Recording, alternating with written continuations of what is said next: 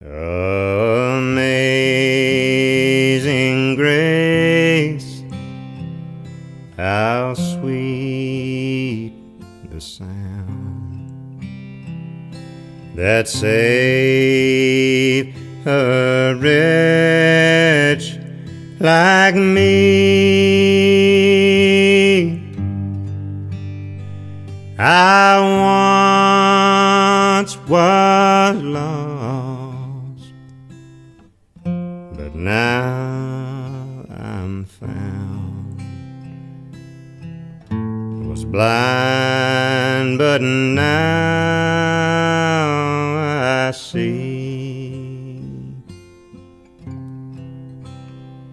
'Twas grace that taught my heart to fear, and grace my fears relieved. How precious did that grace appear, the hour I first believed. Through many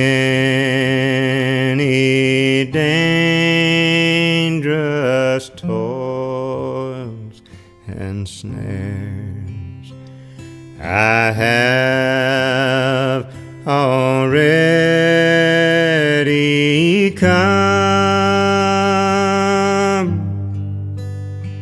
'Tis grace that brought me safe thus far, and grace will lead me home. When we've been there 10,000 years, bright shining as the sun,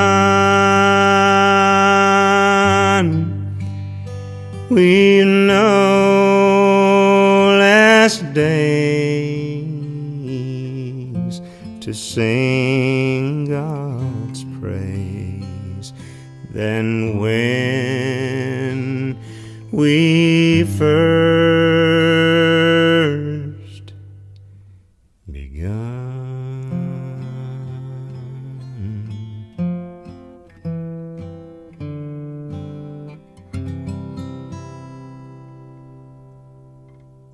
Hey, good Sunday morning to you. Some might even say that it's a super Sunday. So hello, hola, and Enyong, and welcome back to the BIO show. As you can see, we are still dealing with some compensation issues with Kenzie. And hopefully the lawyers are getting everything worked out and Kenzie will be back next week. Now we're going to start off the show today by saying one simple date, 2/10/2020.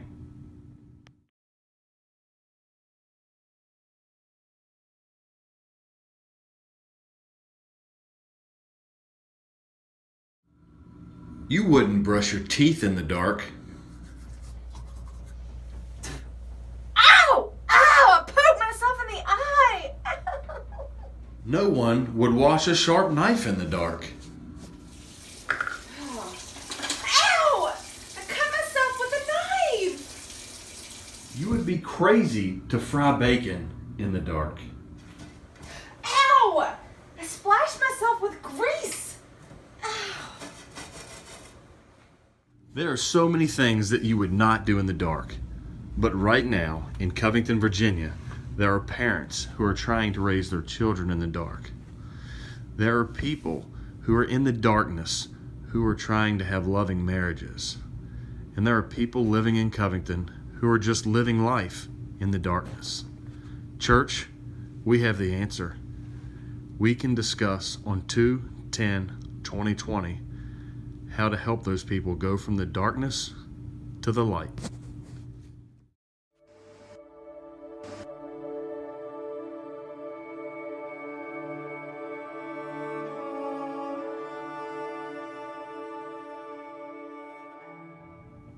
Just to explain a little bit more about 2/10/2020.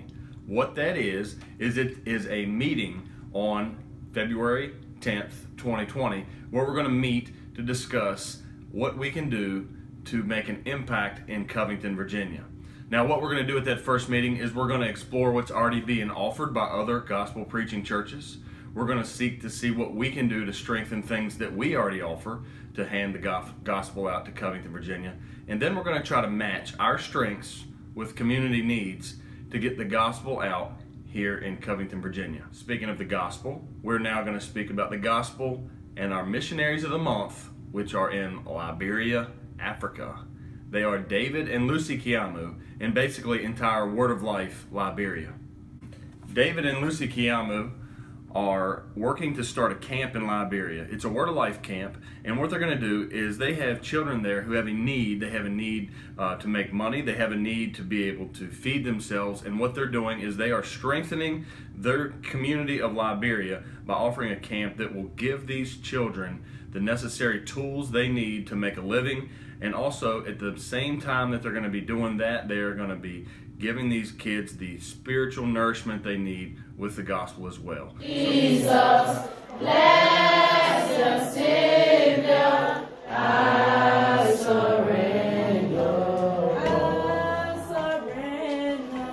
I surrender, Lord. That baby was born for the full hour for that. Our hands are breathing. Shiny baby. David and Lucy Kiamu, they are disciple makers. Now we're going to do a segment. This is a segment that is very special to me. It's one that I enjoy doing and learned a lot by listening to it. This is the testimony of Corey Good. First started to learn about the Lord when I came to Team Week. That speaker goes Andy Williams, Doug's son. He was a really great, energetic guy. Loved hearing from him. It was a really fun night, all the nights. Made a lot of new friends. And every night I would go home with something new to learn. I remember them talking about how Jesus loved me and what he had done for me and what we had done to him in the beginning, how we sinned against him. I referenced that back to what I was doing to people. Back before I was saved, I just didn't care. I did whatever I wanted to do. I did whatever benefited me the most without thinking about others and their actions and how my actions affected others. I just did whatever I wanted. But after I found out that Jesus loved me like that, it gave my life meaning.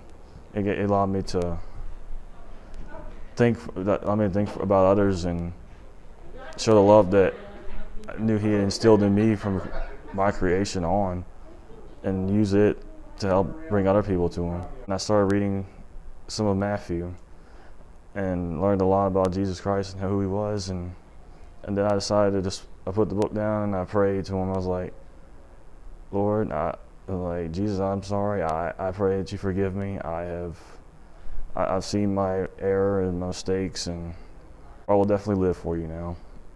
I see where I've made my wrongs. I see where I was going in my life. I wasn't planning on getting anywhere good if it wasn't for you choosing me. I would never have gotten this far.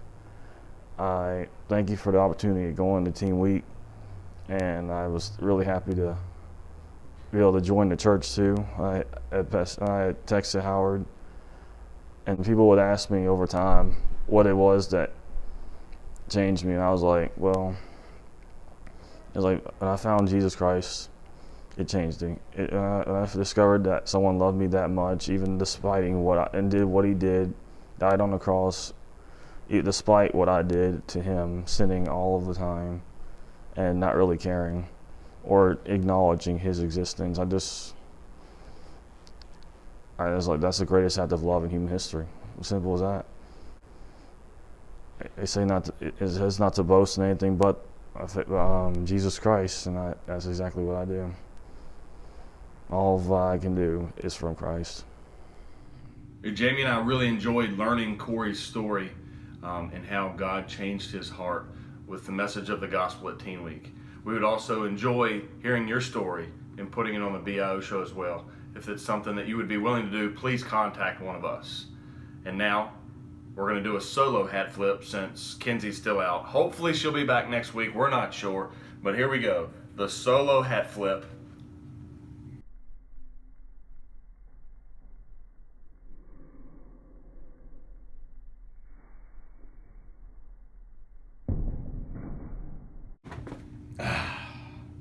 All right, stand up and you count down with those missionaries of the month from Liberia, David and Lucy Kiamu.